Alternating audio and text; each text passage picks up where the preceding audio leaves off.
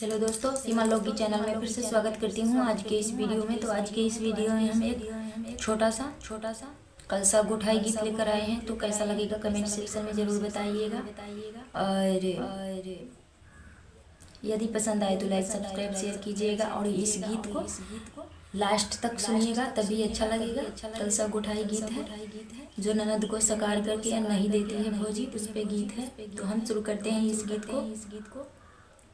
हरिहर बसवा काटायु मोरे बाबा अरे ताई मरउआ छावा रे लाला नावा अरे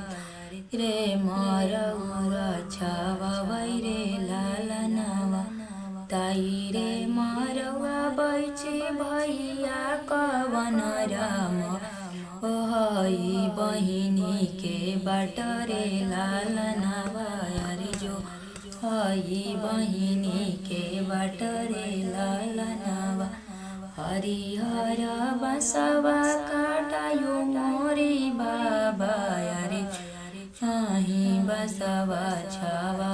रे लाला नावा अरे हरिहर बसवा काटवै मोरे बाबा अरे ऊँचे हरउआ छावै रे लाला नावा अरे ऊँची रे मरउ छावै रे लाला नामा ताई रे मरउआ बैठी भैया कवन राम जो हई बहिनी के बाटरे लाला नावा अरे जो हई बहिनी के बाटरे बिना रे बहिनिया के निको नाही लागई अरे के ठियाई कलसा हमार रे लाला नावा अरे के गोठी कलसा हमार रे लाला ना दुआरा से उठाई भैया कवन राम यहाँ से करई अर जरे लाला नावा अरे धनिया से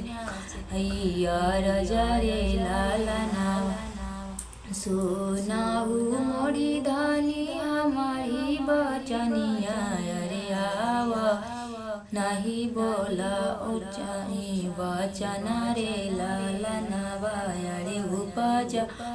चना जनी बोलू रे लाला नावा आवता बाटी मोड़ी बहिनी धनिया अरे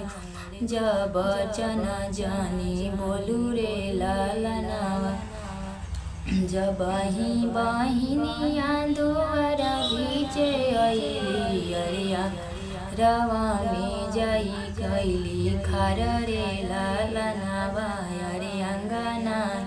बीचे भैली खार रे लाला नावा बैठा हुआ है ननदो चंदना पिरैया अरे गोठा कलसा हमारा रे लाला नावा अरे गोठा कलसा हमारा रे लाला नावा कलसा गोठाई भौजी किए देबू ने गवा अरे किए देबू हमें उपहार रे लाला नावा अरे किए देबू हमें उपहार रे लाला नावा कलसा गोठाई ननदो देबो सिकरिया अरे बेटा बाबी ई घरवा आबै रे लाला नावा अरे बहुआ बिया ही घरवा आबै लाला नावा जब ही जे बेटवा बियाही तेजे अइले अरे देहु भौजी ने गवा अरे लाला नावा अरे देहु भौजी ने गवा हमारा रे लाला कैसे में दी ननदो ने गवा तो हर राम परिचे दी बेटा बापू तो हरे लाला नावा अरे परिचे दी बेटा बापा तो हरे लाला ना परिछि भौजी अंगने में ठाड़ी रामाय बद ने गवा हमारा रे लाला नावा अरे दिहु जीने गवा हमारा रे लाला नावा कैसे मेहंदी हो नदी ते ने गवा तो हर रामा नहीं बा हो बेटा वासी करी रे लाला नावा अरे नहीं पाई बेटा वासी करी रे लाला नावा कैसे मेहंदी हो ननदो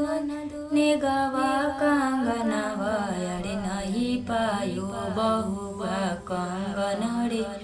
लनवा अरे नहीं पायो बहुआ कंगन रे हितना बचन जब सुनी है नदी अरे रोइतै चल ससुर रे ललनवा अरे रोइत कि चलेली ससुर अरे ललनवा। तो दोस्तों यही एक छोटा सा हम कलसा गुठाई गीत आप लोगों के साथ शेयर किया है। यदि पसंद आए तो लाइक सब्सक्राइब शेयर कीजिएगा। और जब नहीं देना था भौजी को तो नहीं इतना बड़ा डिमांड करना चाहिए कि बेटा आएगा तो ये देंगे वो देंगे। जो था उसी में उनको बोल देती तो सकार ली और नहीं दी, अपना सारा काम धीरे धीरे करा ली। तो दोस्तों ये गीत कैसा लगा कमेंट सेक्शन में ज़रूर बताइएगा। यदि पसंद आए तो लाइक सब्सक्राइब शेयर कीजिएगा। फिर मिलते हैं अगले वीडियो में, तब तक के लिए बाय बाय।